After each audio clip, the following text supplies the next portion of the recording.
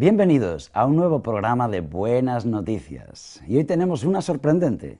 Sale a la venta un país. Así es, tú puedes comprar una nación. El príncipe Michael de Sealand vende su país, que es en realidad una antigua plataforma petrolífera frente a las costas de Inglaterra. Tiene un precio de 750 millones de euros. Lo digo por si tú estás interesado. Emite su propia moneda, sus propios sellos de correos y también expide pasaportes a sus diplomáticos, que muchas veces son usados como paraíso fiscal. También tiene su propia selección nacional de fútbol, aunque hay que decir que este país no está reconocido por las Naciones Unidas. La historia comienza cuando un mayor del ejército británico, el mayor Bates, ocupó la isla después de jubilarse simplemente para poner ahí la residencia de su familia. El mayor Bates se fue precisamente aquí, a esta plataforma petrolífera abandonada en el medio del océano, y ahí estableció su residencia. El ejército británico intentó desalojarle, pero él se resistió, y una corte de justicia decretó que como estaba a más de 3 millas de la costa, podía quedarse ahí, no tenían derecho a desalojarle. Entonces, él editó ahí sus sellos, sus pasaportes, etc., y se pronunció a sí mismo como Príncipe de Sealand. Y así fue transcurriendo la historia, y aunque no esté reconocido por la ONU, él dice que es propietario de esa nación y que ahora tú puedes comprar por solo 750 millones de euros. Pero, ¿quién quiere comprar un país así cuando puede poseer todo el mundo? Porque, como dijo Jesús a los cristianos, los mansos heredarán la tierra y vivirán para siempre sobre ella. Va a haber una batalla, según dicen las profecías, por el control final de este mundo. La profecía de Apocalipsis le llama la batalla de Armagedón. ¿Qué es lo que hay en la batalla de Armagedón? En nuestra cultura se ha hablado mucho y se ha escrito mucho, e incluso películas sobre el tema de Armagedón. Y la gente tiene su propia opinión. Unos piensan que será una catástrofe natural, otros que Armagedón serán los 4 jinetes de Apocalipsis que arrasarán con toda la vida en el planeta. Pero, ¿qué significa en realidad Armagedón? Bien, ya que es una palabra de la Biblia y que es una idea que nos ofrece la Biblia, será muy inteligente estudiar lo que la Biblia nos dice de ella, ¿no te parece? Y eso es lo que vamos a hacer en este programa.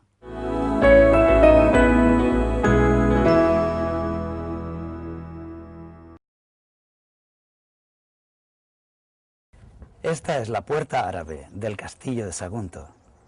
Es del siglo XII, tiene más de 900 años. Y es un testimonio de las tremendas batallas que tuvieron lugar entre cristianos y musulmanes.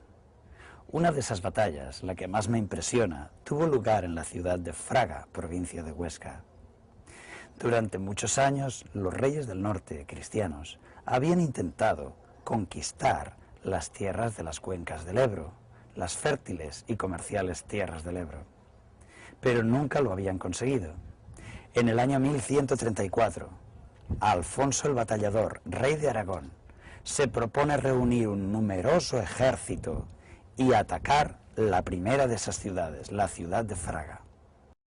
Pero en ese preciso momento habían llegado de África nuevas tropas para reforzar las posiciones musulmanas, los almorávides. Y estos almorávides iban a ser la clave de la victoria.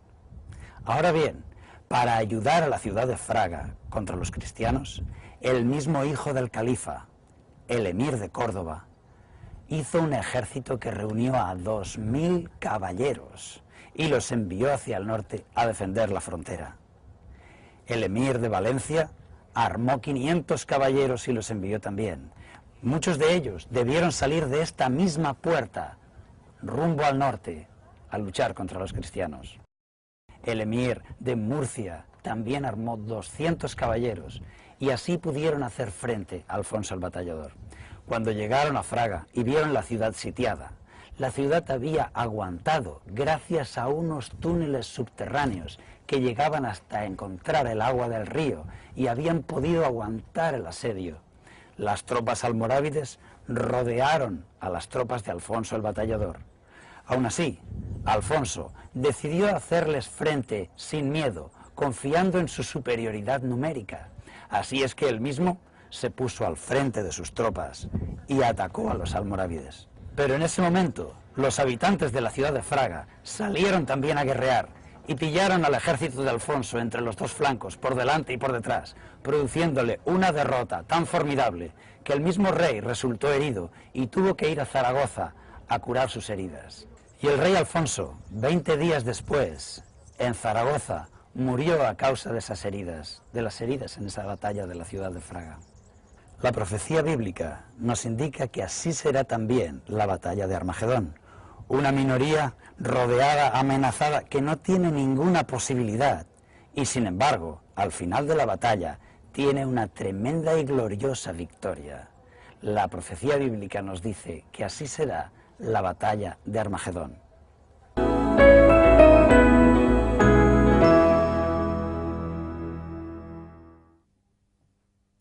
La palabra Armagedón es una palabra curiosa, que solamente aparece una vez en la Biblia. A esto llaman los teólogos un hapax legomena. Es decir, que no tenemos otros textos en los que la palabra aparezca de nuevo y nos puedan ayudar en su interpretación. El texto clave es Apocalipsis 16:16 y los versículos anteriores. A partir del 13, dice así: «Y vi salir de la boca del dragón, y de la boca de la bestia, y de la boca del falso profeta, 3 espíritus inmundos como ranas, que son espíritus de demonios, que hacen señales, y van a los reyes de todo el mundo, para reunirlos para la batalla de aquel gran día del Todopoderoso». Y el versículo 16 dice: «Entonces reunieron a los reyes en el lugar que en hebreo se llama Armagedón». De manera que Armagedón es el lugar de reunión de todos esos reyes de la tierra que, engañados por una religión falsa, por unos espíritus de demonios, van a hacer guerra contra ¿quién? El versículo 19 del capítulo 19 nos da la clave. Nos dice que van a hacer guerra contra el mismo Jesucristo. Pero, ¿qué significa Armagedón? Muchos han intentado investigar cuál es ese lugar. ¿Cuál es el lugar en el mundo que se llama Armagedón?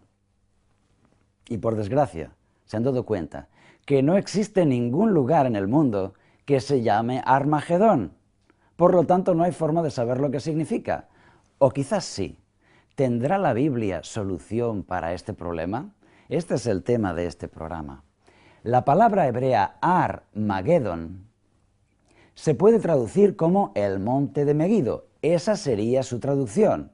La única clave que nos da el propio texto es el lenguaje. Dice el texto que en hebreo se llama Armagedón. Pues en hebreo Armagedón significa monte de Megido. Bien, pues entonces ya tenemos una buena pista. Vámonos a la ciudad de Megido, porque Megido sí aparece en el mapa. Y nos vamos volando hacia Israel. En el extremo este del mar Mediterráneo encontramos la nación de Israel.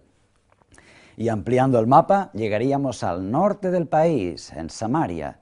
Ahí encontramos 2 cadenas montañosas, esta y esta. Y justo en el paso del valle, justo entre las dos, encontramos la zona de Megido. Esta es la llanura de Jezreel, el valle de Megido. El hecho de estar entre 2 cadenas montañosas hace que sea como una puerta, y era ideal poner ahí una fortaleza para defender el país. Es literalmente la puerta norte de Israel. Por eso, Salomón, cuando era rey, hizo ahí una gran ciudad fortificada, una tremenda fortaleza para defender la puerta norte de los invasores que pudieran atacar su país. Esta foto está tomada en Megido y se ven algunas piedras de las ruinas de aquella ciudad. No existe todavía como ciudad, ¿verdad? Ha sido totalmente destruida, pero ahí están sus ruinas. Aquí podemos ver las puertas. Podéis ver 3 puertas consecutivas, 1, 2 y 3. De esta manera, cuando los atacantes conseguían entrar y destruir una puerta, ¿qué encontraban? Encontraban una segunda puerta. Y cuando a costa de muchas vidas y de muchas bajas conseguían entrar en esa puerta, ¿qué encontraban? Una tercera puerta. Por eso la fortaleza de Meguido era una extraordinaria fortaleza casi inexpugnable. Sin embargo, si nos fijamos mejor en esa palabra, la ciudad no es el protagonista, sino el monte. Armagedón dice monte de Meguido. Y cuando estamos en Meguido, en ese valle, y buscamos el monte, lo que vemos es esto, el Monte Carmelo, lo que podríamos llamar la montaña de esa zona, la montaña de Meguido. Y aquí sí que hemos encontrado una buena clave. ¿Qué encontramos en el Monte Carmelo? Encontramos una cordillera montañosa que ya tiene el frescor del Mediterráneo y es más verde y más florido. Por eso, en Cantares 7:5, el rey Salomón, dice, tu cabeza está coronada como el Monte Carmelo. Les parecía un lugar precioso. ¿Y qué encontramos en lo alto del Monte Carmelo? Encontramos al profeta Elías, un monumento al profeta Elías degollando a los sacerdotes idólatras. Esta estatua conmemora el relato de Primera de Reyes 18, donde el profeta Elías degolló a los profetas de Baal. Los arqueólogos han encontrado en toda esa zona restos de cultos idólatras. Aquí podemos ver un altar pagano al que se accede por una escalinata, y ahí han encontrado todo tipo de cerámicas, estatuillas y objetos. Efectivamente, era un lugar de idolatría, un lugar dedicado al culto pagano, en el cual el profeta Elías, como un valiente, solo ante el peligro, se enfrentó al culto rival. Elías, esta es la historia de Primera de Reyes 18, donde dice literalmente el relato que sucedió en el Monte Carmelo, lo que casi podríamos parafrasear como en Armagedón. Este fue el relato que sucedió en Armagedón y que sirve de ilustración, de símbolo, para la batalla final que nos relatan en Apocalipsis. Vamos a explicar ahora qué es lo que sucedió allí y qué significa para nosotros. La Voz de la Esperanza te invita a través de su página web vozesperanza.com a descubrir 4 interesantes cursos por Internet de forma totalmente gratuita y sin compromiso. Curso La Biblia habla. ¿Quieres conocer más de la Biblia y disfrutar de todas las bendiciones que ella puede aportar a tu vida? Entonces este es el curso perfecto para ti. Curso Tesoros de Vida, para estudiar la palabra de Dios desde la moderna perspectiva del siglo XXI. Curso Salud y Vida. ¿Quieres aprender a disfrutar cuidándote? Entonces, ¿a qué esperas? Apúntate ya. Curso La Fe de Jesús. Estudios bíblicos de ayer, de hoy y de siempre. Ya sabes, visita hoy vozesperanza.com y disfruta a través de la red de nuestros cursos gratuitos. vozesperanza.com. El relato de Primera de Reyes 18 es un relato impresionante que nos cuenta cómo el Elías, perseguido y condenado a muerte, se enfrenta al rey Acab, al rey de la nación. Y más o menos le dice el rey, tú eres el que turbas a Israel. Y el profeta Elías valientemente le contesta, tú eres el que turbas a Israel, porque has abandonado los mandamientos de Dios. Una frase muy importante. Y le dice, tú, el rey y todo el pueblo, yo os cito en el Monte Carmelo, y allí plantaremos 2 altares, y Dios decidirá cuál es el altar verdadero, cuál es la religión verdadera. Así que todo el pueblo, todo el país fue para allá. Miles y miles de personas se concentraron en el Monte Carmelo, que podemos subtitular Armagedón. Y allí se construyeron 2 altares. Un gran altar adornado, fastuoso, para los profetas idólatras, para los sacerdotes del culto idólatra. Y nuestro amigo Elías construyó ese pequeño altar humilde y sencillo. 2 altares rivales, el altar grande y el altar pequeño. Y la historia cuenta cómo pidieron fuego al cielo. Elías dijo, vamos a pedir que Dios haga descender fuego del cielo. Si desciende sobre mi altar, lo ha señalado como verdadero. Si desciende sobre el vuestro, entonces el vuestro será el verdadero. Aquellos sacerdotes de Baal debieron pensar, qué fácil nos lo has puesto, Elías. Porque precisamente su dios, Baal, era el dios del rayo. Ellos les representaban con un rayo en la mano derecha, echando rayos. pensaban que cuando caía un rayo, su Dios estaba echando rayos y fuego a la tierra. Por eso debieron pensar, Elías, nos lo has puesto muy fácil, nuestro Dios es el Dios del rayo y ahora va a echar fuego a nuestro altar para demostrar que es el verdadero. Sin embargo, eso no sucedió así. Después de horas y horas de oración, de canto y de petición, aquellos sacerdotes idólatras no conseguían nada. De manera que el profeta Elías se puso un poco socarrón a burlarse de ellos. Y cuando ya se cansaron, entonces llegó el turno a Elías. Y ese profeta de Dios se puso a orar sobre su sencillo altar y descendió fuego del cielo, que no solo consumió el sacrificio, consumió también las piedras del altar. Un relato impresionante. Un relato que nos dice que no siempre la mayoría tiene la razón. El profeta Elías, aunque estaba prácticamente solo ante el peligro, fue premiado con la aprobación de Dios y con un milagro. Y a todos les quedó claro que él estaba en la posición correcta. Debían guardarse los mandamientos de Dios. Pero ¿qué hay en Armagedón? ¿Qué aprendemos de esta historia? Porque esta historia va a ilustrar nuestro próximo futuro en la batalla de Armagedón. ¿Qué sucedió en Armagedón? Dos altares rivales, el grande y el pequeño. Por lo tanto, es una guerra de religiones. Muchas personas creen que Armagedón va a ser la tercera guerra mundial y que las grandes potencias de este mundo se van a enfrentar con todas las armas posibles. Pero la Biblia nos enseña que Armagedón es una guerra de religiones. La religión grande, poderosa y perseguidora contra la religión verdadera, humilde, pero fiel a los mandamientos. ¿Qué hay en Armagedón? Una minoría fiel. Dios actúa. Encontramos que los perseguidos salen vindicados, mientras que los perseguidores son destruidos. Los malvados son muertos. Aunque es una escena un poco cruel, después de que Dios manifestó su poder, Elías mandó al pueblo que agarraran, que apresaran a todos esos farsantes, y todos los sacerdotes de Baal fueron apresados. El pueblo los degolló ese mismo día en el arroyo, al pie de la montaña. Los perseguidores, que durante 3 años y medio habían buscado a Elías para matarle, ahora habían encontrado el fin de sus vidas.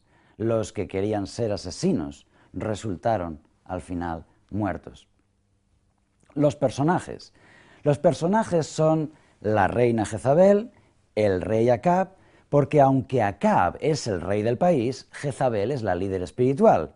Jezabel es la esposa del rey y es la que está empujando ese nuevo culto. ¿Pero por qué Jezabel es enemiga de Elías? ¿Es que es atea? No, en absoluto. Jezabel es la gran impulsora de una reforma espiritual en el país. Ella trae la religión de moda, la religión popular. Ella ha introducido el culto a Baal y a Asera, que ha pervertido el culto de los israelitas. Y como brazo armado tiene a su lado a su marido, al rey Acab. De modo que tenemos aquí un liderazgo religioso y un liderazgo militar y político, porque eso sucederá también en los últimos días. En la batalla de Armagedón, el liderazgo político y el liderazgo religioso irán de la mano para controlar el mundo. ¿Qué más hay en Armagedón? Elías. Elías es la minoría fiel.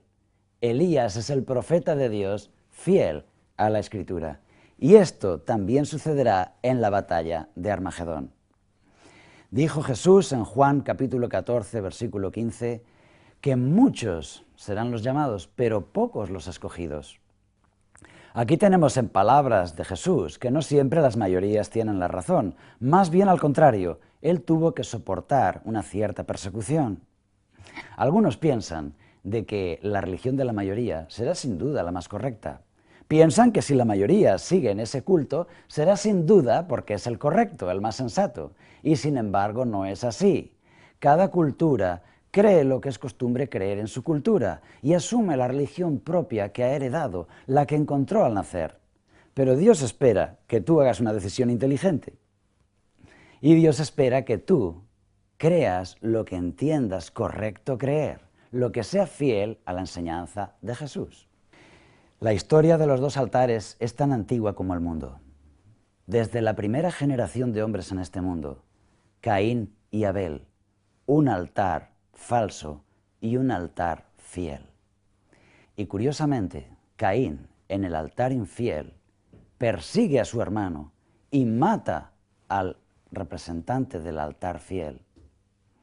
Y así seguimos en la historia y encontramos esta historia continuamente. Llegamos al tiempo de Elías, el altar falso y el altar verdadero. Llegamos al tiempo de Jesús, un clero poderoso que persigue y mata a Jesús porque él tiene una forma religiosa diferente que ellos no comparten. Y un día tú tendrás que tomar también esta decisión, porque la palabra Armagedón nos dice que en un futuro habrá dos altares en guerra, un altar grande y uno pequeño, un gran movimiento religioso popular y una minoría que queda fiel a la Biblia y al escrito está. En ese día tú también tendrás que tomar partido. Bien, pero ¿cuál es el problema? ¿Por qué hay esta persecución? ¿Cuál es el punto en conflicto? Esto es lo que vamos a ver ahora mismo. ¿Te interesan los temas de salud? ¿La educación? ¿Quieres conocer mejor la Biblia? Aquí está lo que necesitas. Disfruta.blogspot.com. Selección de información útil sobre salud y deliciosas recetas de cocina sana. edusocial.blogspot.com. En este blog puedes encontrar los más interesantes temas de educación. Estudiarlabiblia.blogspot.com. Aprender más de la Biblia y comprenderla mejor es ahora mucho más fácil. Cuentaatrás.blogspot.com.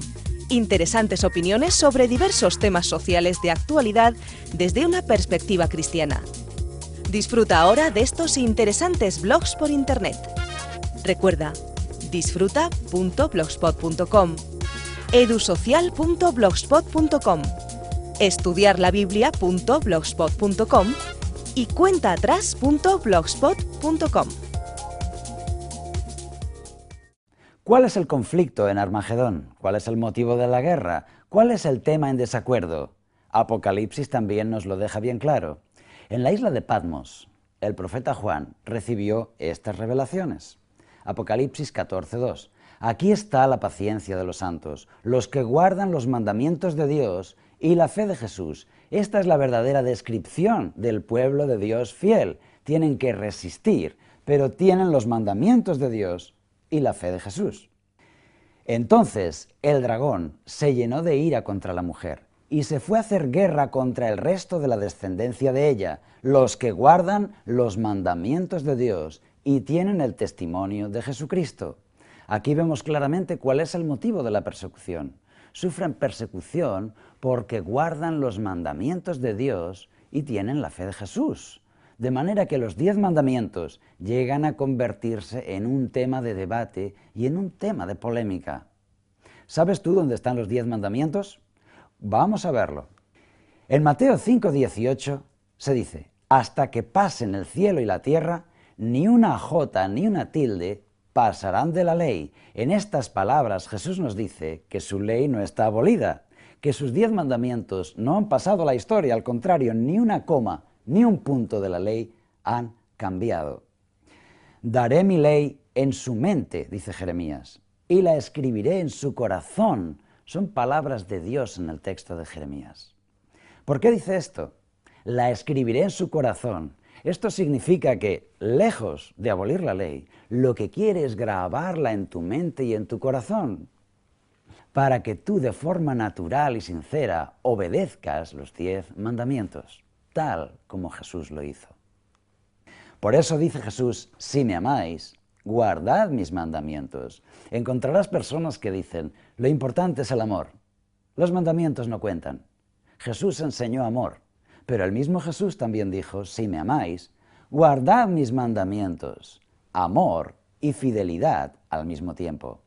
Por eso Éxodo capítulo 24 nos da ya un detalle de los 10 mandamientos que están en controversia. Tú dirás: pero bueno, los 10 mandamientos los cumplimos todos. No robo, no mato, ¿verdad? Bien, efectivamente, la mayoría de los mandamientos son bien conocidos. Sin embargo, otros han sido cambiados por algunas iglesias, de manera que no se está enseñando lo que la Biblia dice. En Éxodo capítulo 20, versículo 4, el segundo mandamiento de la ley de Dios dice: no te harás imagen. Así de claro, no debemos tener imágenes para el culto. Otro punto en conflicto es el cuarto mandamiento, en Éxodo 28. Acuérdate del sábado para santificarlo. Este será otro tema de conflicto y tú puedes investigar en tu propia Biblia cuáles son los 10 mandamientos. Bien, me contaron la historia de un señor que dirigiendo una pequeña empresa tenía que ser fiel al manual de conducta, pero cada vez que él seguía el manual de la empresa le iban mal los negocios. Ese manual era más un manual de moral que de comercio. Pero él se esforzó en aplicar el manual de la empresa fielmente, aunque sus ventas iban bajando. Un día descubrió que sus 2 mejores vendedores tenían un affair, se entendían sentimentalmente y los 2 estaban casados con otras personas. Entendió que debería despedirlos para seguir la ética de la empresa. Sin embargo, eso le iba a llevar casi a la ruina. Pero decidió hacerlo y aplicó el manual. Eso le quitó respeto de otros trabajadores. No paraba de tener problemas por ser fiel al manual. Pero así siguió y siguió.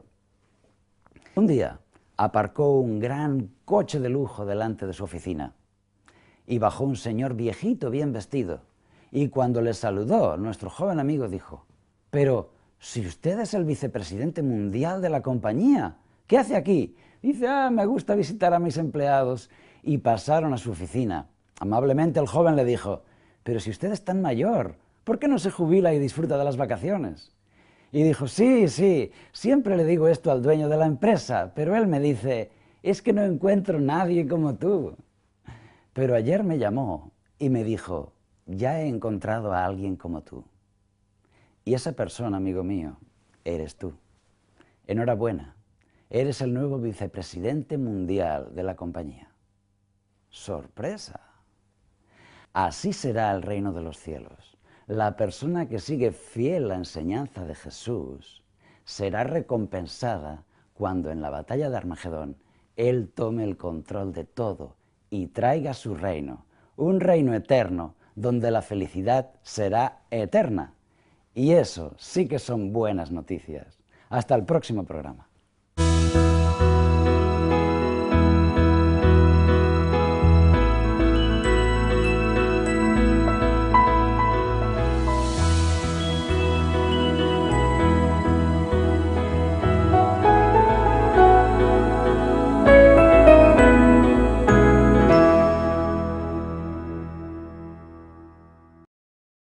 Propia selección nacional de fútbol, aunque hay que decir que este país no está reconocido por las Naciones Unidas.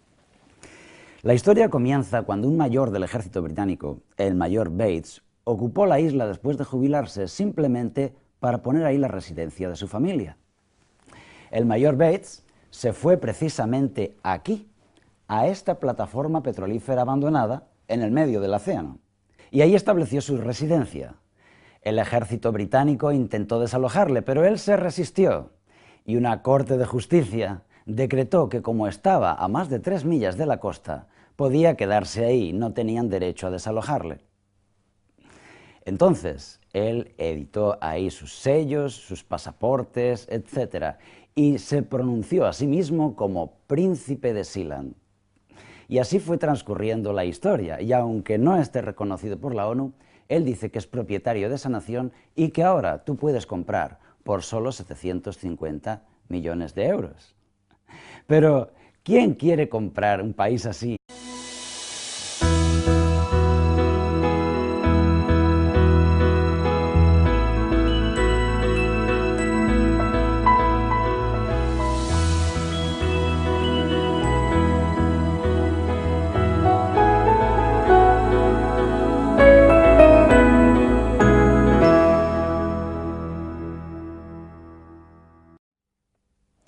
Bienvenidos a un nuevo programa de Buenas Noticias. Y hoy tenemos una sorprendente. Sale a la venta un país. Así es, tú puedes comprar una nación.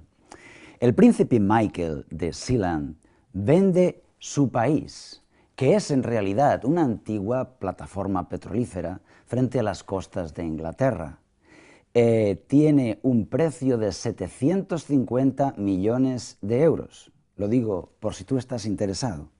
Emite su propia moneda, sus propios sellos de correos y también expide pasaportes a sus diplomáticos, que muchas veces son usados como paraíso fiscal. También tiene su... Esta es la puerta árabe del castillo de Sagunto. Es del siglo XII, tiene más de 900 años. Y es un testimonio de las tremendas batallas que tuvieron lugar entre cristianos y musulmanes. Una de esas batallas, la que más me impresiona, tuvo lugar en la ciudad de Fraga, provincia de Huesca. Durante muchos años, los reyes del norte, cristianos, habían intentado conquistar las tierras de las cuencas del Ebro, las fértiles y comerciales tierras del Ebro. Pero nunca lo habían conseguido. En el año 1134, Alfonso el Batallador, rey de Aragón, se propone reunir un numeroso ejército y atacar la primera de esas ciudades, la ciudad de Fraga. Pero en ese preciso momento habían llegado de África nuevas tropas para reforzar las posiciones musulmanas, los almorávides. Y estos almorávides iban a ser la clave de la victoria. Ahora bien, para ayudar a la ciudad de Fraga, y cuando puede poseer todo el mundo. Porque como dijo Jesús a los cristianos, los mansos heredarán la tierra y vivirán para siempre sobre ella. Va a haber una batalla, según dicen las profecías, por el control final de este mundo. La profecía de Apocalipsis le llama la batalla de Armagedón. ¿Qué es lo que hay en la batalla de Armagedón? En nuestra cultura se ha hablado mucho y se ha escrito mucho, e incluso películas sobre el tema de Armagedón. Y la gente tiene su propia opinión. Unos piensan que será una catástrofe natural, otros que Armagedón serán los 4 jinetes de Apocalipsis que arrasarán con toda la vida en el planeta. Pero, ¿qué significa en realidad Armagedón? Bien, ya que es una palabra de la Biblia y que es una idea que nos ofrece la Biblia, será muy inteligente estudiar lo que la Biblia nos dice de ella, ¿no te parece? Y eso es lo que vamos a hacer en este programa.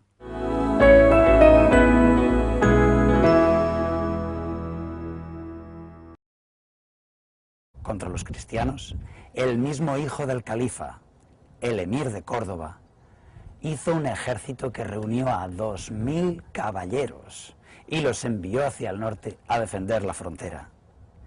El emir de Valencia armó 500 caballeros y los envió también. Muchos de ellos debieron salir de esta misma puerta, rumbo al norte, a luchar contra los cristianos. El emir de Murcia también armó 200 caballeros y así pudieron hacer frente a Alfonso el Batallador. Cuando llegaron a Fraga y vieron la ciudad sitiada, la ciudad había aguantado gracias a unos túneles subterráneos que llegaban hasta encontrar el agua del río y habían podido aguantar el asedio. Las tropas almorávides rodearon a las tropas de Alfonso el Batallador. Aún así, Alfonso decidió hacerles frente sin miedo, confiando en su superioridad numérica. Así es que él mismo se puso al frente de sus tropas y atacó a los almorávides. Pero en ese momento, los habitantes